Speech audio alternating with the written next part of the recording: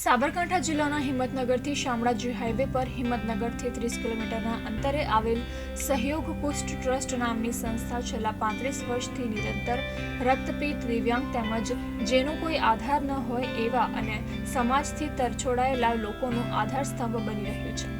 સહયોગ કુષ્ઠ ટ્રસ્ટની સ્થાપના 1978માં હિંમતનગર નજીક આવેલા રાયગઢ ગામ પાસે હાઈવે ઉપર 31 એકર જગ્યામાં નિર્માણ પામી છે, જેમાં સુરેશ સોની નિરંતર સેવાનો ધોધ વહાવી રહ્યા છે.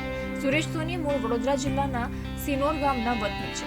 તેમજ વડોદરામાં પ્રોફેસરની નોકરીમાં જોડાયા બાદ છેવાડાના વ્યક્તિ માટે કંઈક કરી છૂટવાની ભાવના અંતર્ગત જેનું કોઈ નથી તેને માટે પરિવાર સાથે આ કામગીરીમાં જોડાયા છે, જે આજ સુધી યથાવત રહેતા કેન્દ્ર સરકાર દ્વારા તેમને પદ્મશ્રી એવોર્ડ અપાયો છે. તેના પગલે આજે સુરેશ સોની સહિત સમગ્ર સહયોગ ટ્રસ્ટના પ્રત્યેક સદસ્યોના ચહેરા ઉપર ખુશીની લહેર વ્યાપી ગઈ છે.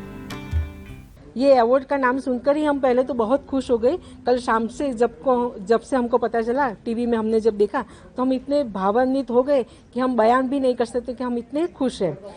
क्योंकि सब लोग हमको बार बार बोलते थे कि सुरेश भाई को तो ये अवार्ड मिलना ही चाहिए, अब तक क्यों नहीं मिला है. लेकिन जब हमें ये अवार्ड मिला तब हम सरकार का भी बहुत बहुत शुक्रिया अदा करते हैं कि आपने हमें ये अवार्ड के लिए पसंद किया. છેલ્લા 36 વર્ષથી સાબરકાંઠાની ધરતી પર માનવતાની મહેક જગાવનાર સુરેશ સોનીએ આજે જ્યારે કેન્દ્ર સરકાર દ્વારા સેવાની કદર રૂપે પદ્મશ્રી એવોર્ડ એનાયત થયો છે, જેની ખુશી સુરેશ સોની સહિત સમગ્ર સહયોગ કુષ્ઠ ટ્રસ્ટમાં દેખાય છે. તેમજ લોકો આજે પણ સુરેશ સોનીને માનવતાના ભગવાન ગણે છે.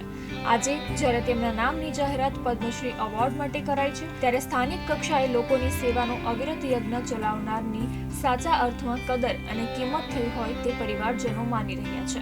અંધ, માનસિક બીમાર, રક્તપિત્ત અને રક્તપિત્ત દર્દીના પરિજનો, આદિવાસી બાળક, મંદબુદ્ધિ, સ્કિઝોફ્રેનિયા મળી કુલ 1050 લોકો અહીં સ્થાયી થયા છે. તો 32 જેટલી અશક્ત ગાયોનું પાંજરાપોળ પણ અહીં બનાવ્યું છે, જેમાં જે વ્યક્તિઓ છે તેમણે રોટી, કપડાં, મકાન અને શિક્ષણ તદ્દન મફત મળી રહે છે.